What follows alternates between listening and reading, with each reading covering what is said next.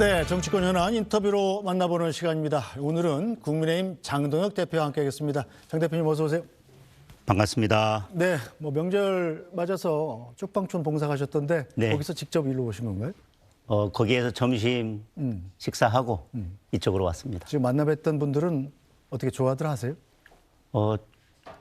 저희가 찾아준 거에 대해서는 고맙게 생각하시는데 네.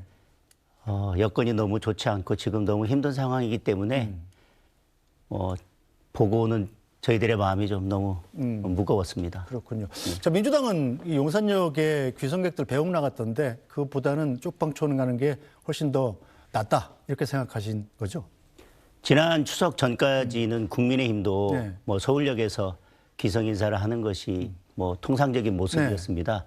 근데 다니다 보니까 귀성하는 분들에게 오히려 폐를 끼치는 게 아닌가 싶고요. 네. 그거보다는 그래도 저희들이 어려운 분들을 생각하는 마음을 현장에서 직접 전달하는 것이 명절의 의미를 더 제대로 살릴 수 있겠다 싶어서 지난 추석부터 이번까지 봉사활동으로 대체하고 있습니다. 알겠습니다. 자, 일단 그럼 어제 얘기부터 좀 해봐야 되겠는데요. 어제 이 청와대 오찬이 예정이 돼 있다가 1시간 전에 갑자기 취소가 된 거잖아요.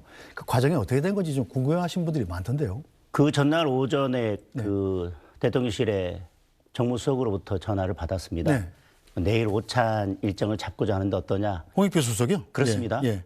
그런데 민주당의 당내 상황이 뭐 대통령과도 지금 관계가 별로 좋지 않고 합당이나 여러 문제와 관련해서 네. 특검 추천이나 관련해서 갈등이 불거졌던 상황이고 네. 그것을 좀 마무리하려는 상황이어서 두 분이 그런 상황을 마무리하려는데 뭐 저를 끼우려는 게 아닌가 하는 그런 생각도 했지만 제가 먼저 영수회담을 제안을 했었고 그렇죠. 예. 명절 전에 민생을 두고 머리를 맞대고 대화를 하자는 거에 대해서 제가 굳이 거부할 이유가 없어서 수락을 네. 했습니다. 네. 그런데 그날 밤에 갑자기 대법관을 증언하는 법이나 아니면 헌법소원을 허용하는 법을 일방적으로 통과시켰습니다. 법사위에서 그랬죠. 예. 저희 국민의힘에서 가장 반대하던 법이고 네. 법원 행정처장, 법원 행정처 차장 그리고 대법원장까지 직접 나서서 문제가 많다. 네. 그리고 그 피해는 결국 국민들에게 돌아갈 수밖에 없다라고 우려를 표하는 법안에 대해서 그렇게 갑자기 통과를 했습니다. 그러면 그것이 저는 민생을 맞대고 대화와 협치를 하자는 그런 자세는 아니라고 생각을 합니다. 일부러 이 청와대 오찬을 뭐 아주 악의적으로 생각하면 방해하기 위해서 민주당이 그럴 수도 있다 이런 생각도 하시나요? 저는 두 가지라고 생각합니다. 네. 정청래 대표가 다음 날 오찬 자리에 네. 설 명절 선물로 대통령께 드리기 위해서 설 명절 선물을 준비했는데 그게 오히려 역효과를 낸 것이거나 아니면 네. 어쩔 수 없이 이제 소강 상태로 접어들고 당과 대통령실의 갈등을 마무리하려고 했지만 여전히 마음에서는 다 풀리지 않아서 네.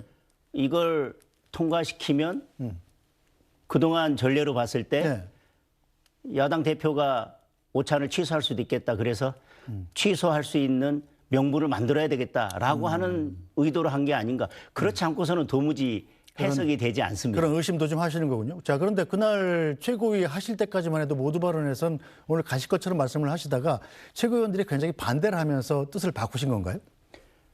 비공개 회의에서도 반대하는 목소리들이 있었습니다. 지도부나 최고위원들께서. 그러나 저는 참석해서 오히려 대통령께 직접 여러 문제점에 대해서 말씀드리는 것이 어떨까라고 이야기를 했고요. 네. 또 최고위에서 여러 최고위원님들께서 그래도 가지 않는 게 맞다라는 발언을 하시면서 제가 다시 최고위원회를 마치고 지도부와 또 최고위원들과 함께 여러 논의를 했는데 가지 않는 게 맞겠다는 결론을 내렸습니다. 이 당내 일각에서는 뭐 그렇더라도 가서 밥상을 뒤집더라도 대통령한테 좀 쓴소리를 하는 게 낫지 않았느냐 이런 의견도 있는 걸로 알고 있습니다. 대통령께 순서를 했다 하더라도 대통령과의 만남에 대해서 어떤 식으로 공보가 되는지를 본다면 아마 그날 제가 가서 쓴소리했지만 쓴소리는 전혀 드러나지 않고 묻히는 반면에 네. 결국은 정청래 대표와 이재명 대통령이 웃으면서 악수하는 사진 네. 그리고 공개 발언에서 아무리 제가 대통령에게 쓴소리를 한다 하더라도 대통령이 그렇게 브리핑할 겁니다. 비공개 자리에서 오찬을 하면서는 분위기가 매우 화기애애했고 앞으로 서로 협치의 물꼬를 텄다 그러면서 제 발언에 대해서는 네. 억지로 무게를 깎아내리려고 했을 겁니다. 그래서 저는 대통령실에 가서 제가 직접 발언을 했다 하더라도 결국 남는 것은 이재명 대통령과 정청래 대표의 악수하는 사진 하나만 남을 수밖에 없다. 그런 여러 가지 점들을 고려해서 대통령실에 가지 않고 네. 청와대에 가지 않고 제 입장을 기자들 앞에서 밝히는 것으로 어제 가름을 했습니다. 만약에 그럼 대통령이 정청래 대표 없이 이 장도혁 대표만 같이 해서 영수회담 같은 형식으로 초청을 한다면 응하실 계획은 있는 거죠? 저는 굳이 영수회담을 제안했지만 네. 여당 대표, 야당 대표가 같이 대통령 만나는 자리라도 저는 거부하지 않았습니다. 적극 수용을 했습니다. 다만 협치를 한다면 그에 맞는 모습을 보여줘야 될 것입니다. 네. 야당 대표와 오찬을 하겠다고 오전에 얘기해놓고 밤에 단독으로 그런 악법들을 통과시키는 것은 저는 협치하려고 하는 마음은 전혀 없었던 것이라고 저는 그렇게 생각합니다. 네, 뭐 밤에 그 문제가 됐던 악법들 얘기 좀 해보겠습니다. 민주당 주장, 네. 민주당이 당행토리 처리를 했죠. 네. 이 재판 소원법입니다. 대법원에서 확정 판결이 났더라도 헌법재판소의 판단을 다시 한번 받을 수 있게 만드는 법안이 하나가 있고요. 네. 대법관을 현재 정원에 거의 2배 가까운 26명으로 늘리는 네. 대법관 증언법이 있지 않습니까? 왜 그렇게 반대를 하시나요? 지금 갑자기 대법관을 늘리게 되면 지금 임기가 끝나는 대법관을 포함해서 대법관의 대부분을 이재명 대통령이 임명하게 됩니다. 그 의도는 뭐겠습니까? 결국 지금 대통령의 재판은 중지돼 있지만 관련자들 공범들의 재판은 계속 진행되고 있습니다. 그런데 만약에 그런 재판들이 대법원에 가서 유죄 확정 판결 난다면 네. 임기 이후에 대통령에 대한 재판이 다시 진행된다 하더라도 이미 확정된 판결이 있기 때문에 네. 무죄 받기는 쉽지 않을 것입니다. 그래서 대법관을 늘리는 것이고 그도 안 되면 대법원의 판결을 한 번 더 뒤집기 위해서 대법원의 판결마저도 헌법재판소로 보내서 헌법 소원을 허용하는 것입니다. 지금 국민들께도 다 아실 것입니다. 헌법재판소 재판관 9명 중에서 6명은 네. 이재명 대통령의 입맛에 맞는 그런 진보 성향의 재판관으로 이미 구성되어 있습니다. 그러니 대법원의 판결이라도 헌법재판소로 보내면 입맛에 맞는 판결이 나오게 될 겁니다. 네. 결국 나중에라도 재판을 받게 되면 이재명 대통령 본인의 판결도 무죄 판결로 이끌어내기 위해서 그리고 네. 지금 진행되고 있는 공범의 판결들이라도 다 무죄로 이끌어내기 위해서 대법관 구성을 이재명 대통령의 입맛에 맞게 바꾸려는 것이고 그도 안 되면 그에 대한 보험으로 대법원 판결마저도 헌법재판소로 보내서 유죄를 무죄로 바꾸기 위해서 이런 법들을 무리하게 통과시키는 것이라고 생각을 합니다. 알겠습니다. 자, 이런 상황에서 민주당에서 약 80여 명의 의원들이 이재명 대통령의 재판 공소 취소를 주장하는 모임을 결성했더군요. 이런 움직임은 어떻게 보고 계십니까? 국민들께서 보면 충격적일 거라고 생각합니다. 그게 오찬을 앞둔 날 벌어진 일입니다. 그래 놓고 야당 대표 오찬을 하자라고 하는 그 제안을 어떻게 지킬 수가 있겠습니까? 지금 대통령의 재판이 멈춰선 것도 국민들의 뜻과는 배치되는 것입니다. 이미 대통령 선거 전에도 이재명 후보가 대통령이 된다 하더라도 그때 이미 기소된 재판은 계속돼야 된다는 것이 국민 다수의 의사였습니다. 그런데 지금 그 재판까지 멈춰 세워놓고 그 사건들을 없애기 위해서 배임죄를 폐지한다, 뭐 한다 하고 이제 민주당의 의원들 80명 넘는 의원들이 나서서 네. 대통령 재판을 공소 취소하기 위해서 모임을 결성한다?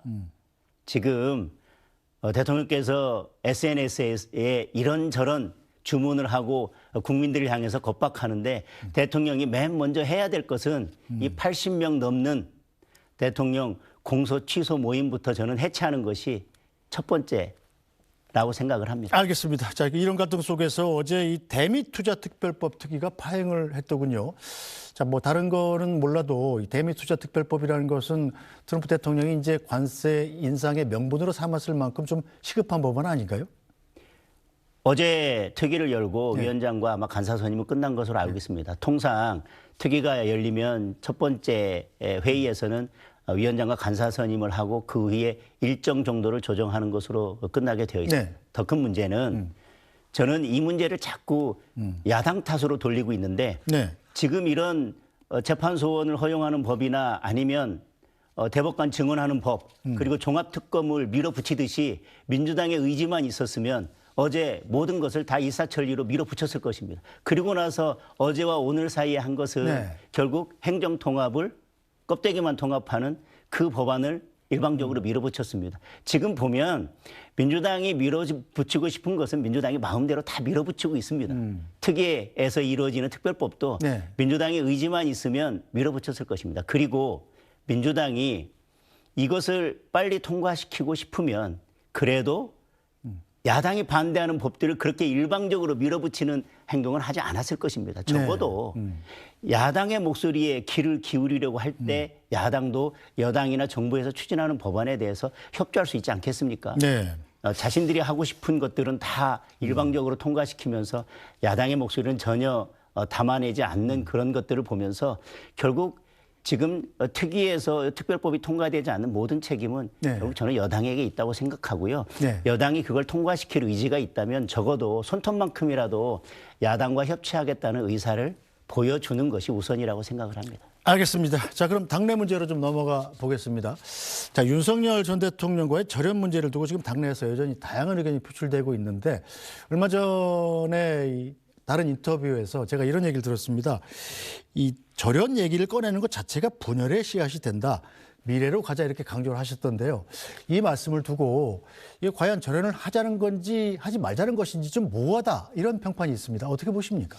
1월 초에 제가 혁신안을 발표하면서 계엄에 대한 사과 문제 그리고 절연의 문제에 대해 제가 분명히 입장을 밝혔습니다. 네. 그리고 그때는 당내에서도 언론에서도 그것을 평가를 해줬습니다. 근데 지금 와서 또 다시 그 이야기를 꺼내는 것은 결국 제가 어떤 입장을 내더라도 그 입장에 대해서 당내에서는 그 입장도 이미 과하다라고 네. 말씀하시는 분들도 있고 제가 어떤 입장을 내더라도 부족하다는 입장이 네. 결국 계속 나올 수밖에 없습니다. 말로써 하는 것은 네. 한쪽에서는 과하다, 한쪽에서는 부족하다라는 그런 갈등의 요소가 될 수밖에 없고 계속 말씀드리지만 제가 혁신안을 발표할 때 말씀드렸던 것처럼 네. 우리 과거에 어떤 잘못이 있다면 진정 국민들이 원하는 절연은 그 과거의 잘못을 반복하지 않고 새로운 모습을 보여주는 것일 것입니다. 그렇다면 결국 절연의 진정한 모습은 과거의 잘못에서 벗어나서 완전히 다른 모습을 보여주는 것.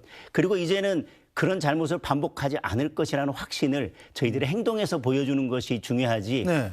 여기에서 부족하다고 하니까 말로써 또 다른 표현을 하거나 여기서 과하다고 하니까 과거에 제가 했던 말을 그럼 그것은 아닙니다라고 다시 도망가거나 하는 것은 저는 계속해서 분란과 갈등의 불씨가 될 뿐이라고 생각을 합니다. 그렇다면 다시 한번 여쭙겠습니다만 이 대표님의 확실한 의중이 뭡니까? 윤석열 전 대통령과 절연을 해야 된다는 것입니까? 하지 말아야 된다는 것입니까? 제가 계속 말씀드리지만 어떤 특정 단어를 가지고 어떤 특정 단어가 들어가야지만 이것은 확실한 표명이다라고 하는 것보다는 네. 당대표로서는 당대표가 표현할 수 있는 당대표의 언어가 있다고 생각합니다. 많은 지지자들에게 각각 조금씩 부족하다고 해석될 수도 있고 네. 이것이 조금 더 과하다라고 해석될 수 있지만 네. 당대표는 그 문제에 대해서 절연의 핵심이 뭐고 우리가 어떤 모습으로 나아갈 때 국민들께서 절연이 됐다라고 인식할지에 대해서는 저는 분명히 당원들께 말씀을 드렸고 그런 문제에 대해서 질문이 나올 때마다 당대표가 어떤 다른 입장을 내는 것보다는 곧 또 상황이 아마 제가 그런 문제에 대해서 입장을 밝힐 상황이 올 거라고 생각합니다. 저는 그런 상황이 온다면 그리고 필요하다면 국민의힘 당 대표로서 그에 대해서 그때 맞는 입장을 제가 밝히도록 하겠습니다. 자, 그런 상황이라는 게 곧 올 수 있겠다는 생각도 듭니다. 잘 아시다시피 설 연휴 끝나고 바로 다음 날 윤석열 전 대통령에 대한 1심 선고 공판이 있지 않습니까? 네네. 그날 아주 중형이 선고가 된다면 여기에 대한 입장이 필요하지 않을까요? 제가 말씀드리는 것처럼 그때 선거 결과에 따라서 국민들이든 우리 당원들인 지지자든 당대표가 어떤 입장을 표명하기를 바라고 계실 것입니다. 네. 그런데 좀 그런 상황이 아직 오지 않았고 저는 지난번에 혁신안을 발표하면서 그 혁신안을 발표하기에 맞는 충분한 입장을 발표했는데 네. 뭐 언론에 질문이 있을 때마다 아니면 당내에서 요구가 있을 때마다 계속 동일한 입장 아니면 비슷한 입장을 반복하는 것보다는 말씀하신 것처럼 당대표로서 입장을 내야 될 그런 상황이 오면 네. 거기에 맞는 입장을 내는 게 필요하다고 생각하고요. 네. 지금 말씀하신 것처럼 윤석열 전 대통령에 대해서 1심 재판에서 어떤 결과가 나온다면 네. 당 대표로서는 그에 대한 입장 표명이 반드시 필요할 거라고 생각이 되고 네. 또 저희들이 2월 말까지는 당명 개정을 마무리한다고 말씀드렸습니다. 우리가 당명 개정을 한다고 하는 것은 과거의 여러 가지 것들을 씻어내고 미래로 새롭게 나아가겠다는 의미에서의 당명 개정이 네. 추진되고 있는 거 아니겠습니까? 저는 그때도 또 당 대표로서는 그에 맞는 입장을 낼 필요가 있다고 생각하고 그에 맞는 또 입장을 낼 것입니다. 그런데 뭐 매번 당에서 뭐 입장에 대해서 밝혀라 말아라 네. 확실한 입장이 뭐냐라고 하는 거에 대해서 대표가 일일이 답하는 것은 제가 말씀드린 것은 어떤 상황이 왔을 때 그에 맞는 당대표 네. 입장을 내면 되는데 계속해서 뭐 그런 상황과 맞지 않게 계속해서 당내에서 입장이 뭐냐 입장을 내라 다시 확인하겠다라고 네. 하는 것은 결국 당대표가 어떤 입장을 내든 그것이 당내 갈등의 요소가 된다는 그런 취지의 말씀을 드렸었습니다. 알겠습니다. 자, 일단 국민의힘 당내 상황이 좀 복잡하죠. 지금 배현진 의원이 위원장으로 있는 서울시당 윤리위원회는 유튜버 고성국 씨를 전두환 사진을 당사에 걸자 이렇듯한 혐의로 지금 탈당 권유를 하는 상황이고 중앙당 윤리위원회는 또 배현진 의원을 제소한 상황 아니겠습니까? 심리하고 있는데 네네. 이런 상황 어떻게 해결하실 계획입니까? 물론 윤리위는 뭐 독립돼 있다고 말씀하십니다만. 당내 통합도 중요하고요. 네. 지선을 위해서는 당에서 중도 확장을 위해서 여러 가지 전략도 펼칠 필요가 있다고 생각합니다. 네. 그러나 당내에서 문제가 됐던 징계 사유에 대해서 네. 윤리에서 뭐 어떤 조치도 하지 않는다거나 그런다면 저는 당의 기강을 확립하는 데 있어서는 문제가 생긴다고 생각합니다. 네. 그러니까 당내 통합도 중요하고 여러 가지 외연 확장도 중요하지만 거기에서는 저는 분명 원칙과 기준은 필요하고 당의 기강은 필요하다고 생각합니다. 따라서 당원들이나 다른 분들이 윤리위에 제소하거나 윤리위에 징계를 요청한 사항에 대해서 아무런 조치를 하지 않는 것 또한 저는 문제가 된다고 생각하고요. 네. 당무감사위원회나 윤리위원회 그 위원 구성에 관해서는 당대표가 관여하는 것은 맞지만 저는 그 직무에 대해서는 독립해서 그 직무를 수행하고 있기 때문에 네. 지금 진행되고 있는 징계 절차들에 대해서 당대표가 어떤 입장을 밝히는 것 또한 저는 적절치 않다고 생각을 합니다. 네, 뭐 이제 뭐 당에서 이미 제명된 상태긴 합니다만 한동훈 전 대표에게도 질문을 하지 않을 수가 없는데요. 어떻게 보세요? 한동훈 전 대표가 지금 잠실에서 10,000명 넘는 지지자들 모아서 토크 콘서트도 하고 이번 지방선거 때도 역할을 하겠다 이렇게 다짐하고 있는 상황인데요. 혹시 한 전 대표를 뭐 제명 취소 같은 조치를 통해서 끌어안으실 생각은 없습니까? 한 전 대표에 대한 제명이 이루어진 지 얼마 되지 않았습니다. 네. 그걸 지금 지방선거를 앞두고 바로 그걸 뒤집는 것은 저는 그건 온당한 모습은 아니라고 생각을 네. 하고요. 공당의 모습도 아니라고 생각을 합니다. 그리고 이미 이제 지명돼서 저희 당의 당원도 아니기 때문에 네. 뭐 이런 토크 콘서트나 뭐 이런 문제에 대해서 그리고 지선에서 어떤 역할을 하겠다고 하는 문제에 대해서 이제 제가 그 부분에 대해서 언급하거나 답할 상황은 아니라고 생각을 합니다. 같이 다시 손을 잡는 일은 없을 것 같다. 저는 분명히 원칙과 기준을 가지고 윤리에서 어떤 결정이 내려진 거에서 최고위원회에서 결정을 했고요. 네. 지금 이제 우리 당원이 아니기 때문에 우리 당원이 아닌 분이 어떤 역할을 한다 아니면 어떤 뭐 토크 콘서트를 한다라고 하는 거에 대해서 지금으로서는 제가 그에 대한 입장을 밝히는 것은 적절치 않다고 보여집니다. 알겠습니다. 자, 어제 공천관리위원장을 임명을 하셨죠. 네. 이정현 전 새누리당 대표입니다. 왜 이정현 전 의원을 공천관리위원장으로 픽하신 겁니까? 이정현 전 대표는 우리 국민의힘에 있어서는 정치적으로 큰 상징성을 가진 네. 분입니다. 당직자로 출발해서 결국은 당의 대표까지 되셨고요. 당의 상황을 너무나 잘 알고 계십니다. 그리고 호남에서 2번이나 당선되셨고 네. 지방선거는 한 명의 후보를 내는 것이 아니라 여러 명의 후보를 내는 것이고 각 지역에 맞는 그런 맞춤 전략도 네. 필요합니다. 공천도 그에 맞게 이루어져야 되고요. 따라서 이번에는 저는 뉴 페이스, 뉴 스타트. 네. 이번 공천에서는 정말 새로운 인물들로 혁신적인 공천을 해야 되는데 그런 혁신적인 공천을 해낼 수 있는 결단과 결기가 있으면서도 당내 여러 상황에서 너무나 잘 알고 계시고 네. 그리고 호남에서 승리한 여러 선거 경험도 가지고 계십니다.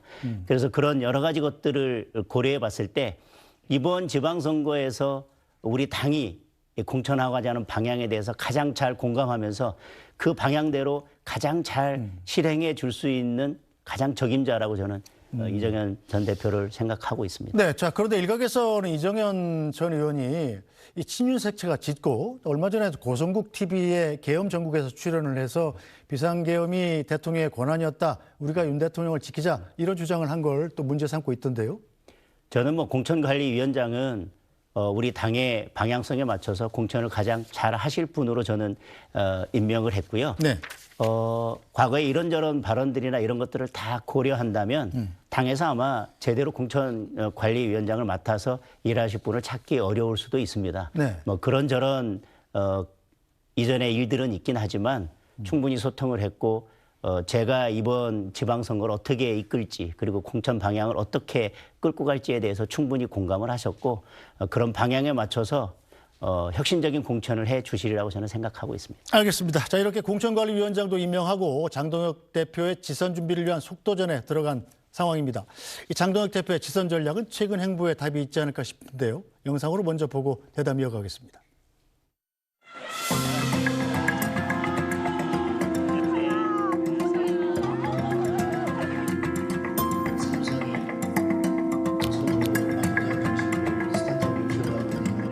장동영 화이팅! 장동영 화이팅! 장동영 화이팅! 장동영 화이팅! 지난 전당대 경선 때 따뜻하게 맞아주셨고 큰 힘을 주셔서 감사하게 생각하고 있습니다.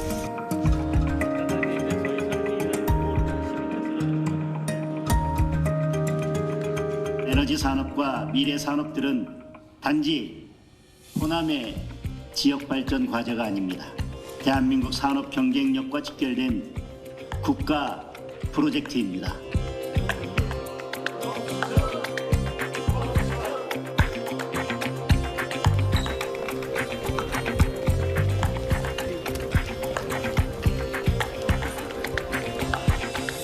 네, 뭐 대구, 호남도 다녀오시고 어제는 이제 한국노총하고 간담회까지 가지시면서 현장 뭐 많이 하시는데 현장에서 이 만나는 분들의 국민의힘에 대한 온도는 어떻습니까? 현장에서 만나다 일단 우선 저희들이 이번 지방선거에서 네.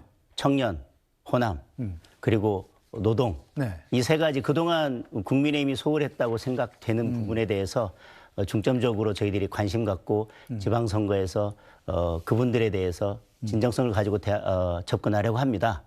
현장을 가다 보면 호남에서는 그래도 저희들이 진정성 있게 매달 한 번씩 호남을 찾는 거에 대해서 인정해 주고 계시고요. 어제 한국노총을 방문했을 때는 뭐 솔직히 지금 현 상황이 네. 우리가 민노총 뭐 당연하지만 한국노총과도 거리가 멀어져 있었는데 네.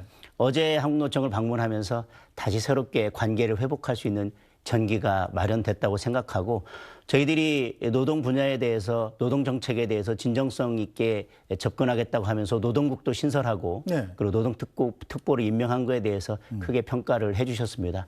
그리고 현장에 가보면 이제 정말 국민의힘이 청년에 대해서 진정성을 가지고 대하고 있고 특히나 청년 정치인들이 정치권에 입문할 수 있도록 진입 장벽을 확실하게 낮춰준 거에 대해서 평가하면서 네. 많이 고무되어 있는 것을 느끼고 있습니다. 다만 지금 국민의힘의 여러 상황들에 대해서 네. 걱정하는 목소리도 있는 것은 사실입니다. 자 그런데 그런 말씀 하시니까 제가 조금 전에 예. 이 방송했던 이 여론조사 결과를 또 말씀을 안 드릴 수가 없는데 여론조사 결과가 그런 노력들에 비해서는 상당히 좀 저조한 거 아닙니까? 국민의힘에 대한 지지율이. 어떻게 보시나요? 이런 상황은. 여러 여론조사 결과가 있습니다. 네. 근데 뭐 오늘 나온 여론조사 결과에 대해서는 저희들이 그 원인을 잘 살펴보겠고요. 네. 특히 보수가 강했던 지역들에 대해서 저희 이 지지율이 낮아진 점에 대해서 네. 저희들이 그 원인을 한번 잘 살펴보도록 하겠습니다. 그러나 지금 저희들이 당의 원칙과 기강을 세우면서 새로운 국면을 지나가고 있는데 그것은 저는 일시적으로는 당의 지지율 하락으로도 이을 수 있지만 지방선거를 앞두고는 장기적으로는 그런 것들이 결국 당을 하나로 모아 나가고 저희들이 여당과 그리고 이재명 정부가 제대로 싸워갈 수 있는 이 기틀을 마련하게 된다면 네. 다시 또 지지율을 반등할 수 있는 기회로 삼을 수도 있다고 생각하고 있습니다. 네, 자 교섭단체 대표 연설을 하실 때 선거 연령을 18세에서 16세로 낮추자 이렇게 주장을 하셨잖아요. 네. 자 그런데 오늘 나온 여론조사 보면 이런 제안에 대해서 국민의 77%가 반대한다 이런 결과가 나왔습니다. 역시 뭐 자세한 내용은 중앙선거론조사 심의위원회 홈페이지를 참조하시면 되는데 이런 의견은 어떻게 받아들이십니까? 제가 16세 선거 연령 하향에 대해서는 교섭단체 대표 연설 전에 사실 그보다 오래 전에 네. 제안을 하려고 했었습니다. 근데 당내 여의도 연구원이나 정책이나 상임위에서 그에 대해서 면밀하게 검토를 했고요. 네. 저희들이 여론조사를 하고 국민들의 의견을 조사한 바에 하면 저 정도로 긍정과 부정에 극명한 차이가 있었던 것은 아닙니다. 오히려 뭐 비등비등한 결과가 나왔었는데 네. 선거 연령 하향은 이재명 대통령도 후보 시절에 17세로 낮추자고 제안했었습니다. 오히려 선거 연령 하향에 대해서는 더불어민주당 쪽에서 그동안 주장해왔던 의제입니다. 그런데 지금 이에 대해서는 침묵하고 있는데 저는 이건 정치적 유불리로 따지는 문제가 아니라 우리가 앞으로 정치를 어떻게 할 것인지 그리고 미래 세대를 어떻게 우리가 준비할 것인지에 대한 큰 틀에서 논의가 돼야 되고 저는 아직 뭐 저게 저 여론조사가 맞다면 하향에 대해서 여러 우려하는 부분들이 있는데 네. 저희들이 국민들을 설득하는 데 있어서 조금 부족하다고 생각합니다. 그렇기 때문에 저런 결과가 나올 수도 있다고 생각하는데 네. 선거 연령 하향에 대해서는 더불어민주당에서도 그리고 이재명 대통령도 후보 시절에 제안했던 내용이기 때문에 국민들을 함께 설득해 나가고 국민들께서 어떤 우려가 있는지 국민들께서 무엇을 우려하는지를 잘 파악해서 그런 우려점들을 해소하면서 선거 연령을 하향할 수 있도록 더불어민주당에서도 논의에 일단 적극 참여해 줬으면 좋겠습니다. 이거에 대해서 본인들도 예전에 제안했던 문제인데 지금 논의조차 하지 않는 것은 저는 너무 선거공학적으로 정치적으로 계산하는 게 아닌가 그렇게 생각합니다. 네, 일단 지방선거 앞두고 지금 국민의힘 인재영입위원회가 설 연휴 직후에 1차 영입 인재를 발표한다고 하던데요. 혹시 이런 인물이었으면 좋겠다 마음에 두시고 있는 분들이 있나요?